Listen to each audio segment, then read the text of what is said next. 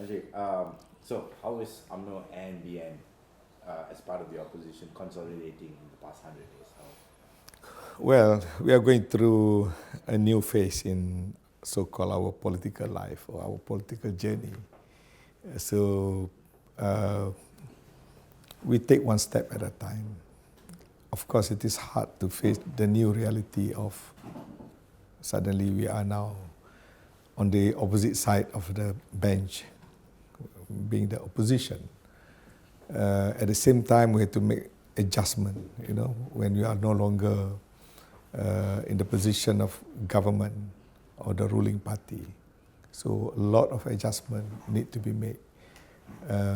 So we need a little bit of time, but of course we must not sit back and just relax, but also to work very hard, to look deep into our own organization, our own value system, our organizational framework, and even the way forward. For example, we have been with the Alliance, the Pakatan, and then later on, Barisan Nasional. It has been the most relevant and well accepted political formula for the country for many, many years, almost 7 decades. But now you are seeing that we are witnessing a different political landscape entirely, And those political parties that demonstrate a high degree of pragmatism, meaning the ability to cooperate and work with new partners to achieve certain vision, certain objective, they prevail. As compared to traditional politics, traditional type of coalition, which becoming more and more rigid. For example, for the Barisan Nasional, you have what we call formula or quotas, for example. And knowing very well, for example, certain constituency, if you put that particular candidate or that particular political party, you are going to lose. But since we have the so-called unwritten understanding and the quotas and the like, we became less flexible, and at the end of the day, we lose the seat. Likewise, for example, there were almost 30 parliamentary seats that we should have won should we cooperate with PAS before the election, instead of going for three-cornered fight. But then because we stay put with our own rigid formula, those three-cornered fight never work in our favor. In fact, it gives advantage to the new political party. So that, from my assessment, there were about 30 parliamentary seats. So you can imagine how much damage is done for being so rigid. So now we have to look at our political configuration, the way we organize ourselves, and to look for new formula, to look for new options. That may take a little bit of time, but we don't have any other choice. But we must be open, and we must be willing to change. Actually, how about with the grassroots levels, and what instructions has the party? Not yet. I think the grassroots, they will receive whatever instruction. It's all depend on the central leadership. So you cannot simply give any directive or direction until and unless at the top level you have a very clear mind, a very clear formula what you are going to do. For example, if you ask members at the grassroots level whether or not we must work together with PAS, for example, because down the line they have been on the different political divide for many, many years.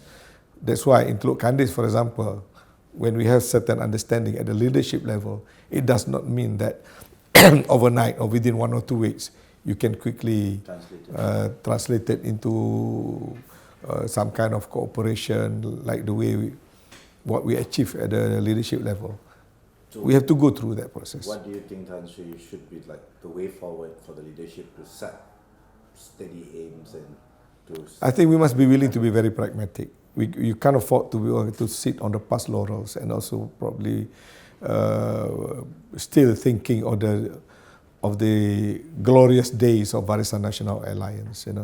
Instead, you have to make practical assessment and looking forward, like move now forward. seeming like is BN now a single race party with UMNO? I mean, No, BN is not the single race party, but we have decided, in the meantime, each component parties must take care of themselves for the time being, We do have, understand, for example, Barisan Nasional Sarawak, we have a very strong bondage.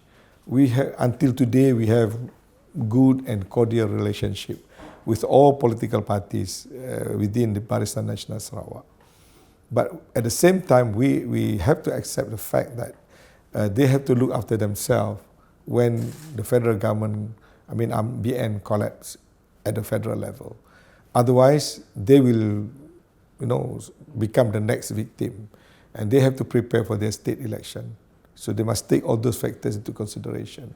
Therefore, it is, and I think it's only logical for us to accept their wish, their request, to have a new Gagasan Parti Sarawak, the GPS.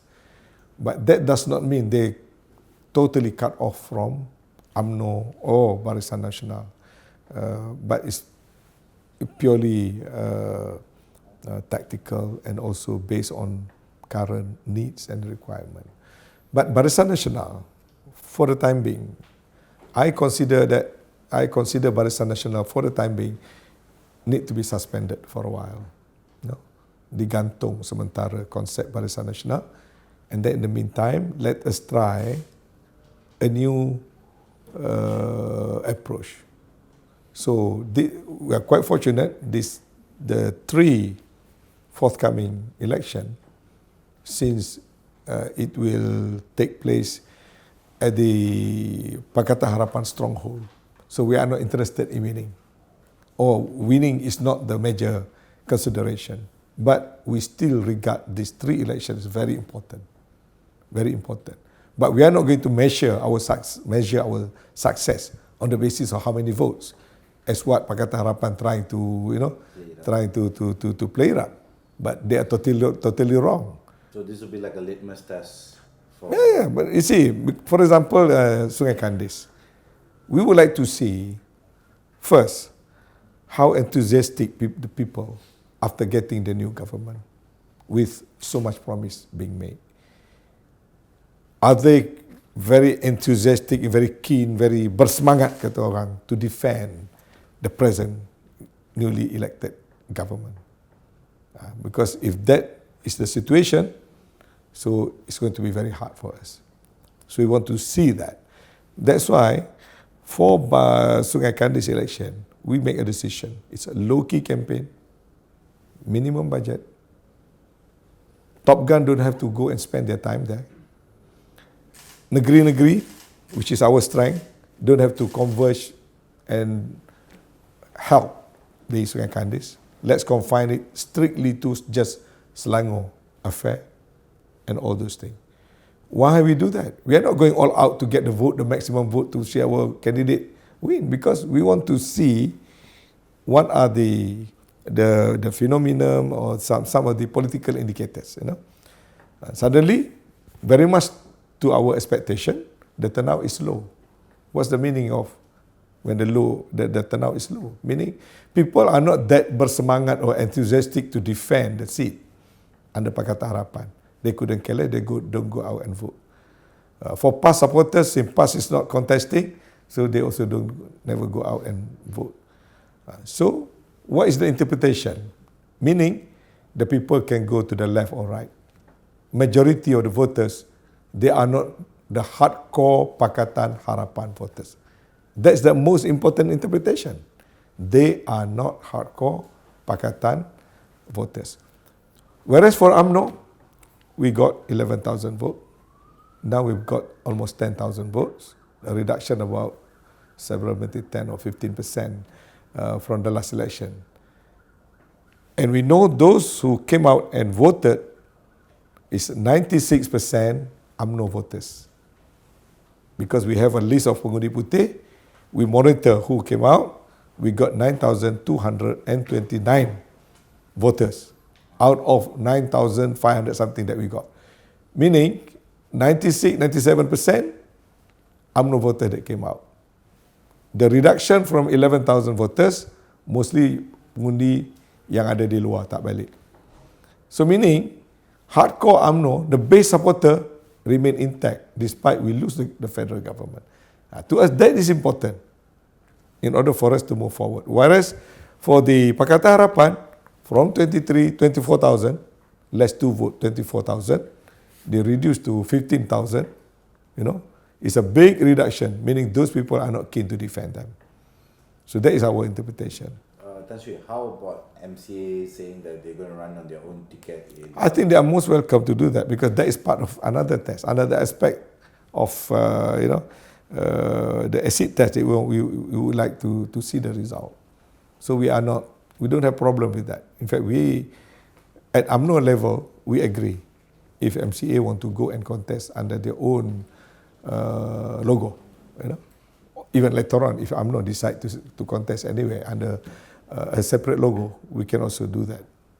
As I mentioned earlier, this testing is a prerequisite before we come back to a new political equilibrium. I always mention whenever there is a big political disaster like this, you disturb the entire political equilibrium, And before the new equilibrium is set, so there must be certain tests so that you can understand the mechanics of the whole things. So to me, the battlefield is open as far as the next general election is concerned. If we are pragmatic enough and we can strike a good formula, I think we'll be back. Especially if the current government fail to perform. Okay. Talking about UMNO as a whole, Tan Sri, are there like certain camps in UMNO which are like loggerheads and like, for example, Khairi is acting like someone who is on his own, who is on the outs of UMNO and says that, But I think we take that as something positive as far as UMNO is concerned. We are not 10, 20 years ago where everything is very, very, very conservative, a very, very traditional way of, we run the party. Now, I think we must adopt new values, very important, to have a tolerance, to encourage more freedom of speech and let our members speak out. For example, the next UMNO assembly, we make it a point that speakers are free to speak, They don't have to be sort of guided what to say, what not to say and things like that, We must allow them to express their own feelings. So, Tan Sri, would you think that this would actually divide the party or rebuild the party even? I think it will make party stronger. It will make the party stronger. The moment the young people see that, there is so much room for people to express their views, express their opinion, and we are more tolerant to dissenting views, I think that will attract more people to come to UMNO. And that's why I see Khairi as it's not something negative but positive for the party. That's really the Pakatan's attraction factor for the young voters. They basically portray themselves as a liberal party, a party that is very fluid and all that, and they kind of sort of portrayed UMNO as this very archaic, very racist old school party. So well, I think that is not something unusual because we are the government, we are the ruling party. We have set of rules and traditions and constitutions and so on and so forth. Whereas theirs is rojak. It's different thing, rojak. What I meant by rojak, they're the politics of Machiavelli. The end justify the means. They have the common enemy in pulling down UMNO or Barisan Nasional. They want to pull down Najib Tun Razak. So they work together. Knowing very well they have a different political ideology and so on and so forth. So this is only their first 100 days. We are yet to see whether this kind of formulation will work for Malaysian politics or not, because in politics you cannot be hypocrite, you have to face the reality of it. And now already you can see the negative side of Pakatan Harapan. For example, when there is Islam bashing, those Muslim leaders in Pakatan Harapan is not doing enough to stop that kind of things. And that piss off many people, Likewise, you see, yes, liberal, yes, openness, but when you go beyond certain set of values, when you, for example, portray some element of permissiveness towards atheism or towards the LGBT or socialist left communism, for example. And that's very much against a certain set value that we have nurtured all this while. So that can be negative. That can be negative. So probably for short term, yes, you can pull vote from every sector. In fact, that was the approach used by Pakatan Harapan. You want vote from the young people, you promise no, you don't have to pay back PTPTN. You want to get vote from Felda, 52 constituencies, you just promise them you will write off the hutang. You want to get vote from pengundi bandar, okay, we will give you the free tolls. And that is exactly the approach. We know when they design the 100 days, the 10 promises within 100 days, and their entire manifesto, they are trying to get maximum votes by giving false hope. But now they have to face the reality of it. And people are making evaluation. And now they face the reality. If you want to write off the entire toll collection, that will cost you 500 billion. You want to write off the hutang of PTPTN, that will cost you another 50 billion. You want to change from SST to GST, knowing very well, now they admit GST is more efficient, but you want to collect less tax from people, so to speak. Then you will lose another 20 over billion. So if you do all that within the time frame, the government run bankrupt.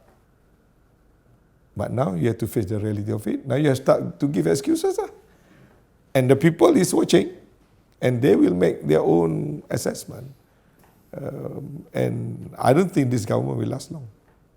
Tan Sri, in the 100 days, do you think that Pakatan has done something positive? Do you think that they have actually, commendable? Well, I think they have started doing a lot of damage for the economy, for the race relation, for the religion. And I think this is something very serious. Mahathir is bringing back to the era of the year 2000, early 2000. He's going back into the system whereby one man run the show. The executive putting hands everywhere without respecting the separation of power. The rule of law have a very bad start when political appointees become the order of the day. The appointment of AG, the appointment of a key department like SPRM, before they promise all those appointments to be done by parliament and things like that, neutral, less political interference. They terminate some of the so-called political appointees by making new political appointees, even worse than before. So we can see this happening every day. So I have not seen anything positive so far in the real terms. Even in terms of economy, the reserve is shrinking. The strength of our currency is deteriorating. The collection of revenue, because come October you have to lay on the table what you are going to do for the people, and you need money to do that. Because you want to be popular. But at the end of the day, if you fail to deliver, especially the basic needs of the people later on, then you just jump back into the vicious circle of the economics difficulties. So far, I have not seen anything except for a few populist approach, meaning they try to show that they fulfill their their election promise. But at what price? Najib, the 100 days, has it been an attempt of like vilifying Datuk Sri Najib? I mean, for all its worth, they have been blaming the Barisan National previous government for all their woes and whatever shortcomings that they actually wanted. I think it's very simple. Datuk Sri Najib was a prime minister. He's the president of the party. When certain controversy crops up, so we have certain basic ethics and also practice and also tradition. The principle of collective responsibility, tendency we give the benefit of the doubt to the leadership over certain matters. For example, the Najib issue, the 2.6 billion issue and 1 MDB issue. Not only we speak with in a very clear term that we cannot accept if the Prime Minister took anything from 1 MDB. We simply cannot accept if people's money being used in the way it was as what being accused by the opposition. And we were given explanation. So we cannot pass judgment because we can only make decision based on whatever being laid before you. I mean, in terms of, for example, Datuk Najib mentioned at the higher level meeting, giving assurance that the 2.6 billion never come from 1 NDB. So we have to accept that. Unless if I have proof to say that it is from 1 NDB, but we don't have nothing. And when Mahathir came back saying that Najib stole 42 billion, gone into thin air, then when we check with 1 NDB, with the pentadbiran 1 NDB, no such thing happened, for example. So we have to stay together because we know whatever people say, they want to pull down the government. So we can't afford to join the opposition and pull down the entire house where we live in. So we give the benefit of the doubt, maximum benefit of the doubt to Datuk Sri Najib. But now, when we are no longer in the government, and those people who make accusation, they are the government. So I think we want them to prove. Yes, okay, you take Najib to court. The sooner the better. And come with full respect, with due respect to the rule of law. Let the due process take place. But UMNO, we cannot carry this baggage forever. There must be a cut-off. As far as we are concerned now, what happened to this 1 NDB issue has got nothing to do with the party. Party is not part of the decision. Party was not consulted. Party was not informed. That was entirely government and the Prime Minister. Since now no more government, no more Prime Minister, and there is accusation, let those being accused be given a fair trial. The sooner the better. But UMNO as a political party, we must continue the journey. And we are not going to carry that baggage. We must have that cut off. But when will the cut-off come? Because people are perceiving UMNO is still united with Datuk Sri Najib. And there's no reason to think that way. It is up to us to show that. That's got nothing to do with UMNO. Datuk Najib has already relinquished his position. And now party is under new administration. We are going to do it the new way, under the new leadership. And we are not going to wait for Najib to settle his case in a court of law. But UMNO as a political party, we must continue our journey. We are not going to wait, or we are not going to waste our time defending Datuk Sri Najib. It's no more. It's entirely his. Like Datuk Johari Ghani today issued a statement saying that... Yes, he issued a statement. I have sent a message to him that he made totally wrong assumption. I'm sorry I have to say that. I text him already. I read his short notes. I told him to make that clarification. For example, he said UMNO used as a main strategy to bring Najib to campaign in Sungai Kandis. It's totally wrong. Our decision, Sungai Kandis will be without Datuk Sri Najib. Sungai Kandis is under the leadership of Muhyiddin. Datuk Zahid Hamidi. And Datuk Mahasan is the director. Ismail Sabri is the pengurusi perhubungan. And Datuk Mahasan or Datuk Zahid or Ismail Sabri has got nothing to do with those programs attended by Datuk Sri Najib. So when we check, it is our check candidate, our calon, Lokman, invited him. So we are not stopping because he's a party member. But to say that that is our main strategy to make Datuk Sri Najib a chief campaigner is totally wrong. That one I can assure you it was not our strategy, but of course we didn't stop. Dato' Tan Sri, what are the thoughts of UMNO members on the charges against Datuk Sri Najib? That one is for the court of law to decide. It's not for UMNO members to make a decision. Let the due process take place. But something that puzzled us, for the past 3 years, they say they have all evidence to show that Najib stole the money from one NDB and this and that, and until today, they are still just SRC and under AMLA. We want to see something more substantive than that. We want to see hard evidence to say that Najib stole the money from one MDB. But so far, nothing to that effect. To use AMLA, for those who understand AMLA, how does it operate, and so on and so forth, it is not what we expected. You can use AMLA against anybody if you want. Do you think that there are trumped-up charges against Datuk Sri Najib? Of course, it's obvious now. I think getting more and more obvious now. Because you have been harping on this for the past 3 years. But whenever you take over the government within 30 days, you can come up with all the proof to say that Najib taken away the money from one MDB. But nothing to that effect. You just go, ransack the house, confiscate things, and ask him to prove where the money come from. So if you cannot prove that this money come from this and this and that, then you can charge under AMLA already. That's true. See? As simple as that.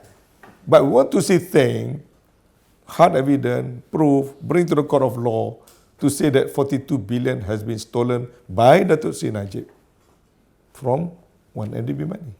But so far we have seen nothing. Tan Sri, is the support for Datuk Sri Najib dwindling among... To me, it's not important. Datuk Najib is one person, nobody is indispensable. And Datuk Najib is no longer the president of the party. So to me, he's just a party member. So whether people support him or not, to me, is immaterial now. Party is more important than any individual. Tan Sri, on about UMNO, there were 116 million ringgit seized by the authorities when they signed, and UMNO claimed that it was their money. So what are the efforts doing to repatriate back? Yeah, we will follow the due process of law. We have appointed our solicitor, our peguam.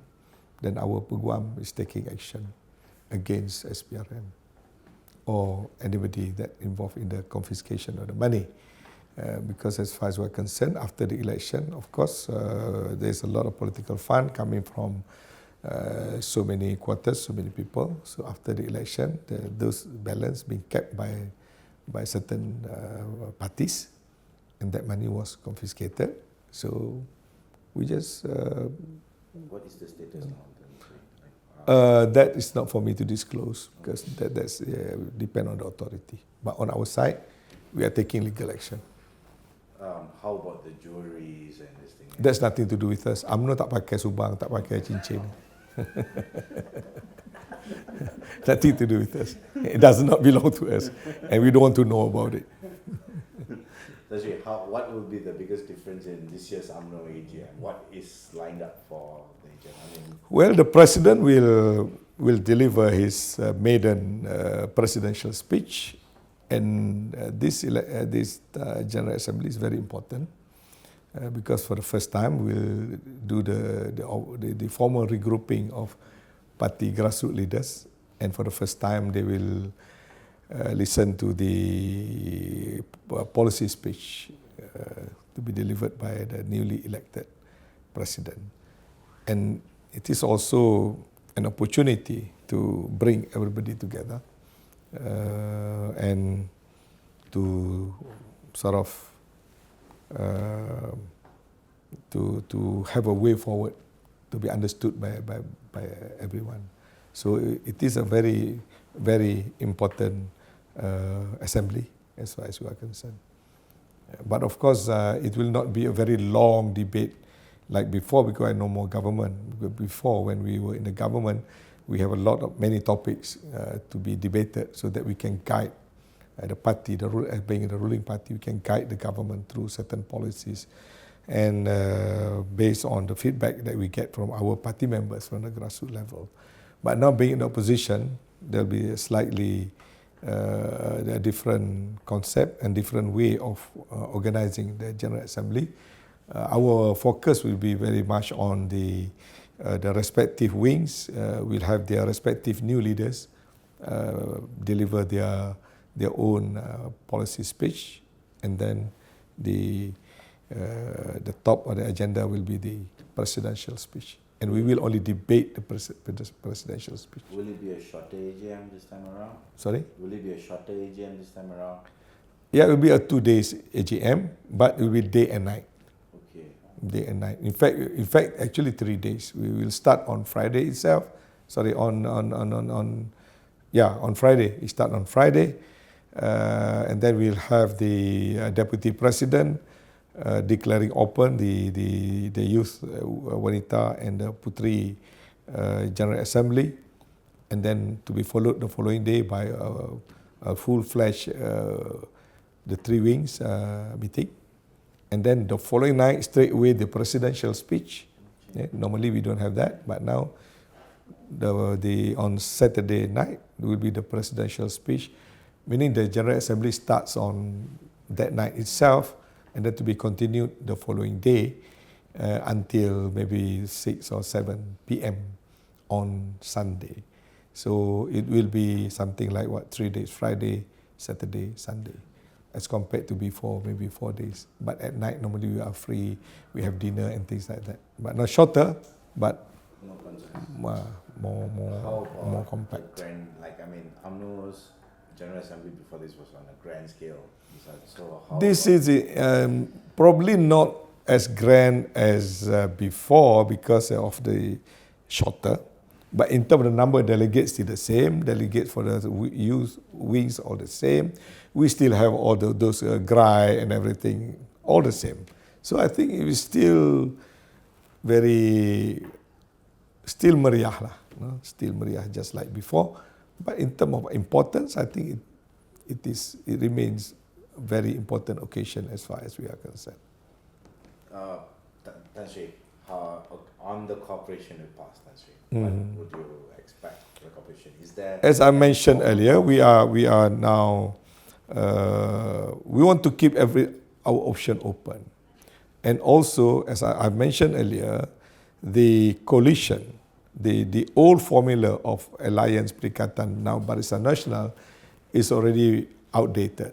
So we must look for new formula. Therefore, we must keep option open. We must be willing to be very pragmatic. For that reason, we want to engage with as many political parties and other organizations, as many as possible, including those in government, the 4 political parties in government. That is our pendirian. Now, what more? Within the opposition, of course, we have Block 1, Block 2, Block 3. We have Barisan Nasional, 5 political parties. The Gagasan Sejahtera, maybe 2, 3 political parties. And then GPS, they have maybe another 4, 5 political parties. So altogether, the 13 previously under Barisan Nasional plus a few more parties together with PAS under Gagasan Sejahtera, so become like 15 political parties and 4 political parties in the government. We keep our door open, we keep the option open. We want to continue to engage with as many as possible. So our the so-called initial understanding, not chat cooperation actually, just understanding to put one candidate, started with PAS. To us, it's just another beginning. No? I've just mentioned there are 4 stages of cooperation that we must go through, that you have to go through step by step. Stage number 1, when political parties used to be on different political divide, just agree to have a one candidate. Meaning if PAS want to go, we may give way. Or likewise, if we want to put a candidate, we hope PAS will not put their candidate.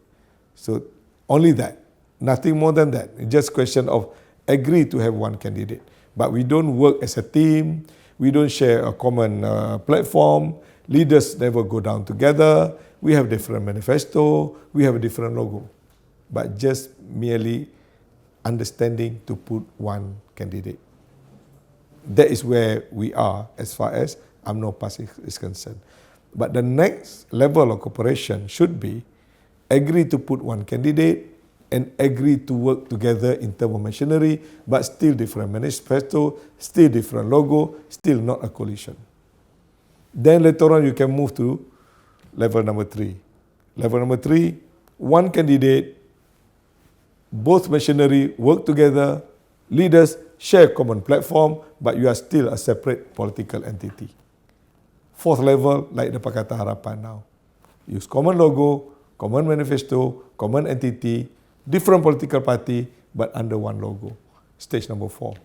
So PH under stage 4, we are stage 1. So send my regard to Lim Kit Siang, don't jump the boat.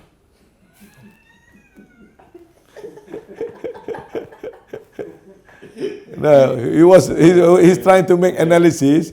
UMNO plus PAS should get 19,000. Pakatan Harapan get 24,000. 24,000 now become 15,000. Therefore, reduction is small. UMNO and PAS 19, get only 9. Therefore, reduction is big. You must go back to learn mathematics. But don't you, would you think that it will be achievable? Which one? The 4th level of cooperation between UMNO PAS. In politics, nothing is impossible. But we are not looking cooperation just with PAS. If we had a chance, we will cooperate with PPBM, with PKR, even with DAP. Malaysian politics have changed a lot.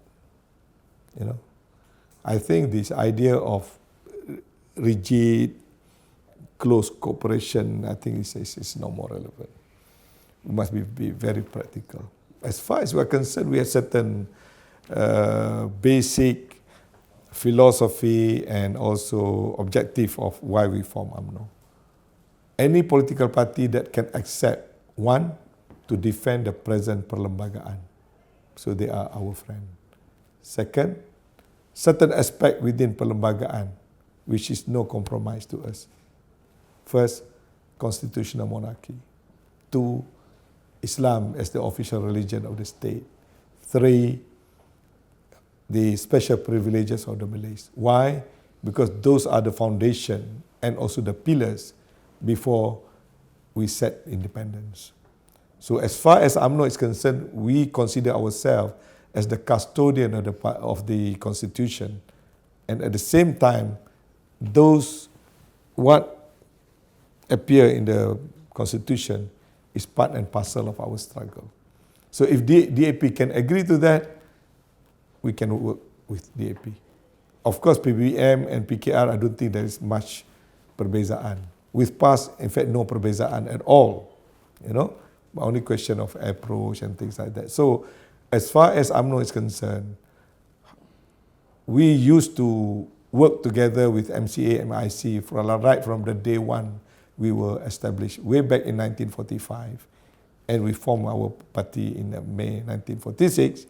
The basic principles that this country must be built on the basis of coexistence, tolerance between the Malays dan Bumiputra with all other citizens.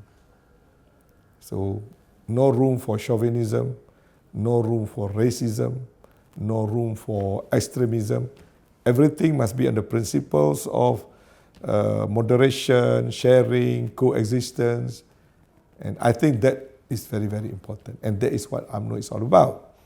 But of course, DAP, including Lim Kit Siang and the new Julutong, give me 24 hours to draw my racist remark. I say, what is there? Is there any racist remark that I've made? No, tomorrow I'm going to repeat at the lobby because he gave me 24 hours to withdraw. Instead of withdraw, I'm going to repeat tomorrow. at the parliamentary lobby. Tajik, for UMNO to gear up for the next election, Which election? You mean for the by next election or general election? general election, General how election. will UMNO We are not thinking about general election. We are thinking of taking over the government midterm after 2 years. So we are not thinking so much about general election yet, you see, because 5 years is too far away. When they decided to topple the government, it's just 2 years back. Not the 2013 general election. They start to prepare to topple Barisan Nasional government in the 14th general election. So likewise for UMNO, we are not thinking about PRU 15. We are thinking of taking over the government midway. Do you think it will be possible then? Very, very possible. So Tanshi, the G14, right? Do you think that the anomaly was Dr. Mahathir contributing to our campaign? He's the single biggest factor. That's why I said he's the symbol of pragmatism, political pragmatism, Machiavellian at the best level, I mean at the highest level. Because everybody knows that he disagreed with DAP all the way his entire political life. And then he was inagreeable with Anwar. I think everybody knows. But because he wanted to bring down Najib, he put aside everything. He can even accept Mat Sabu, who said Mahathir is Bapak Pelingkup Negara. He can accept Anwar, who shouted Mahathir is a Rasuah, Maha Zalim, Maha Fir'aun. He can accept Lim Kit Siang, he said anti-Islam and a racist. We are now against Mahathir, but I never use the word Bapak Pelingkup, Bodoh, Rasuah, Maha Zalim, Maha Fir'aun. We never use that word against Mahathir. So if our differences between us and Tun Mahathir now is so thin, so small as compared to the other three political parties, so what's stopping us from work together with them? We are more moderate, we are more acceptable, I think, to them as compared to other political parties. So to me, anything is possible, especially when the current the Prime Minister come from a minority party with only 13 seats. There's nothing wrong to chuck out 13 and take 55 in, what? Or anything happen within the PKR due to power struggle and things like that. If they become slightly unstable, for example, he want a stability factor, we are the biggest party, we are more than ready to be there. So anything can happen. We are open to new political configuration. Thank you, Tajik. Just another question, last question, Tajik. How about the UMNO assets? You all wanted to build the UMNO tower. Is it still going on? Well, we have not discussed about that. You know, our main concern is that our immediate needs and immediate problem, our accounts being all frozen, you know. And then, of course, we have a new leadership. We'll probably have a new thinking, new set of priorities. So those are, to me, those are all secondary. For the accounts being frozen, how is UMNO running its business? Well, we have our members. We have 3 million members. And we also have people who indebted to UMNO. So when we need some money for Sungai Kandis, there are people who come and assist us.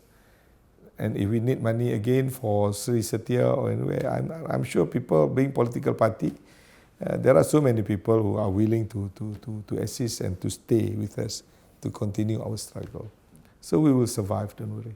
There were also there were also companies, and there were also people who actually sweep the other way. Well, I think that's quite normal. That's quite normal. We have to accept that. Of course, you have friends or sympathizers, donors, because we are being the government. And we know they need to survive, so they have to change their shirts. They have to change their shirt, change their color. Then but never mind. They make money with present government. They will support us. We encourage that. Even some of our members, they are pegawai kerajaan, they are kemas, they are teachers. Now they are being threatened. They're being asked to relinquish the position. They will continue to support UMNO. So we quiet tell them, isi borang PBM, isi borang PKR, join them, stay there. Buka fake account, Facebook, balloon them quietly. You don't have to come up and ceramah, you know. Now, UMNO, we change from conventional combat into a guerrilla warfare. So be careful.